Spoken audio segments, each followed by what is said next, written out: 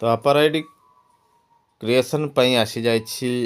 चिठी एवं सबुठी वर्तमान अपर आईडी रो कार्यक्रम हेबाक जाउछि एवं ब्लॉक लेवल मध्ये ताहाको ट्रेनिंग देबाक जाउछन्ति सरकार एवं एही मध्ये रे आपण माने देखि परुथिबे यह यूडाइस प्लस रे हेबाक जाउछि। प्रथमे पायलट मोड रे चली नवम दशम तो आप लॉगिन कला आपन को निश्चित भाव एमती इंटरफेस ही आसुथिबो 2024-25 और 2023-24 तो आप देखिपारे एमती लॉगिन करने द्वारा लाइक एवं शेयर करूँ देखा पूरा डिटेल्स लॉगिन कला देखिपे ये रही इंटरफेस टी 2024-25 23-24 एवं आमको ए 2024-25 क्लिक करने को पड़ो। क्लिक करने पर आमे देखिबा जमिति इंटरफेस आसुथिला स्कूल वाइज सेमिति क्लास वाइज इंटरफेस मध्य आसीबो एवं आपण मान देखि परिबे सिटी मध्य लेफ्ट रे आसीबो अपर राइट क्रिएशन कथा। तो निश्चित भाव हम देखिबा किपरि डिटेल्स आमे करि परिबा मोबाइल मध्य करि परिबा से प्रति मध्य ध्यान देबा एवं देखि पारुथबे स्टार्टेड हेछि student related task accordingly users advise to finish their progression activity प्रथमे कंप्लीट करिया पई को जाईछि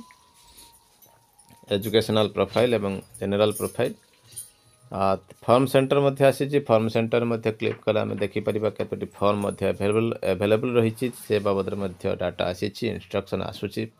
रेगुलर अपडेट मध्ये आसुछि आपण माने नजर करिथिबे। फॉर्म सेंटर हम क्लिक करबा देखंतो ये रही फॉर्म सेंटर क्लिक कला पर दुईटी फॉर्म आसुची SO2 एवं SO3 तो आप देखिपारे SO2 टी रही एडिशन करने स्टूडेंट मानकर class 2 to 12 at block and district class 2 ରୁ 12 पर्यंत। फॉर्म SO3 रही format for students name change class change and other basic detail change in UDISE plus student database आपण एको डाउनलोड करी फॉर्मेट फिलअप करी आपन देई परिबे केउठी ना ब्लॉक लेवल आपन डिपॉजिट करिवे विथ हेडमास्टर सिग्नेचर। तो निश्चित भाव गोटे बड़ खबर रोची। तो आम देखा सब बड़ कथा जोटा अपर आईडी क्रिएशन को केमिति आम त्वरान्वित करवा एठी देखि पारुछंती ये सब डिटेल्स।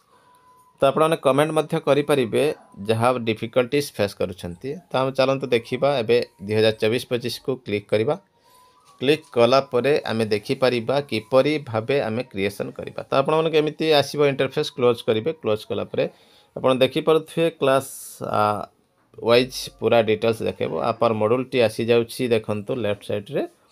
आपण अपर मॉड्यूल रे क्लिक कला परे देखिपारे आपण अपर आईडी को देखंतु एटी ब्लिंकिंग होछि स्टूडेंट मानकर करबा पई आगे जीपी ईपीएफपी फाइनालाइज करबा को पड़िबो तापर जाई आपण एलिजिबल हेबे करबा पई कार्य। तो निश्चित भाव देखंतु तीनोटी प्रोफाइल को अपडेट करेंगे तापर आपण देखंतु क्लास शो करुछि क्लास ग्रेड एवं सेक्शन आपण जो क्लास रे करबा पई चाहिबे से क्लास रे क्लिक करेंगे आपण एठी देखि परिबे IX हो कि 1 हो ट्रिपल हाई हो जेकोसी सेटिंग को नहीं पारे देखंतु क्लिक कला परे आपन को क्लास रो स्टूडेंट का नेम शो करेइबो। तो ये स्कूल रे टोटल 11 जन शो करोछि 5 जन जनरेट करा जाइछि आ 6 जन बाकी रही। तो आपण माने देखंतु एमिति क्लिक कला परे राइट साइड रे जनरेट बोली आसुछि जनरेट कर सारा पर जनरेटेड देखिबो नहले पेंडिंग देखिबो। तो निश्चित भाव आपण माने देखि पारुथबे जनरेटेड हो सारी किछि आ पेंडिंग किछि अछि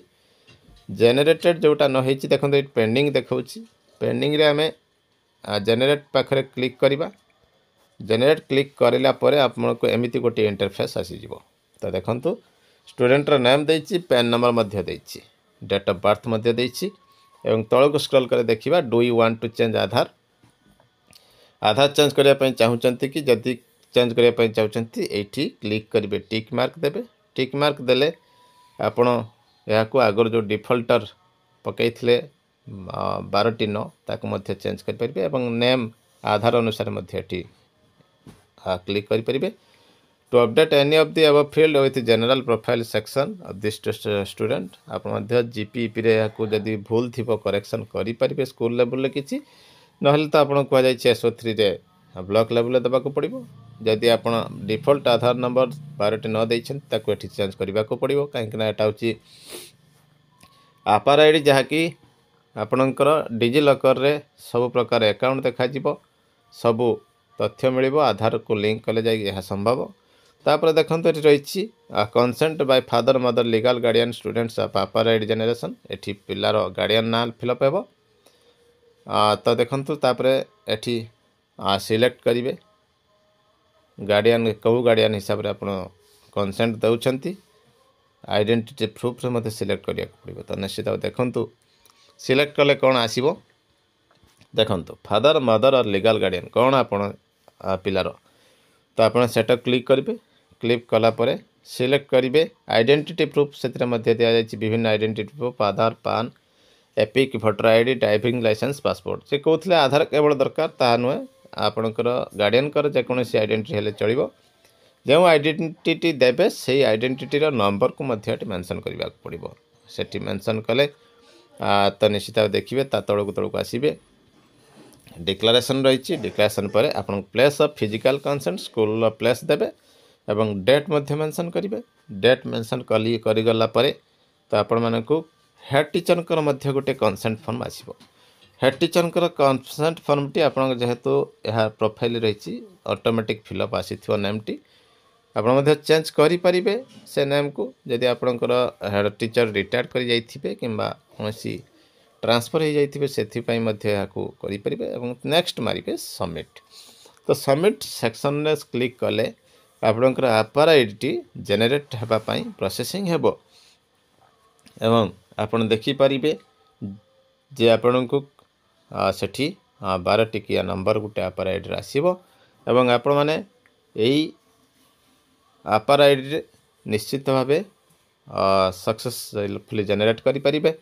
एवं यह भी केवल आपणकर मोबाइल घरे बसी करें एवं एथिपाई जेकोसी सहायता आपण मैंने कमेंट कले आम जोगाईदेबू ऑनलाइन रे आपण मानको समस्या समाधान पाई आम चेष्टा करूँ तो निश्चित भाव ये रही बड़ अपडेट वर्तमान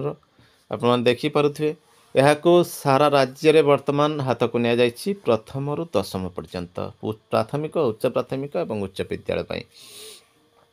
उच्च विद्यालय तो रही क्लर्क से करेंगे कि प्राथमिक उच्च प्राथमिक आपण मैंने निजे ही करने को पड़ो और CSC कॉमन सर्विस सेंटर जनसेवा केन्द्र सहायता नहीं पारे सरकार का निर्देश रही तो निश्चित भाव आपने देखिपुं गोटे बड़ अपडेट रही देखा तो निश्चित भाव ये गोटे बड़ खबर होता देखा परवर्ती अपडेट।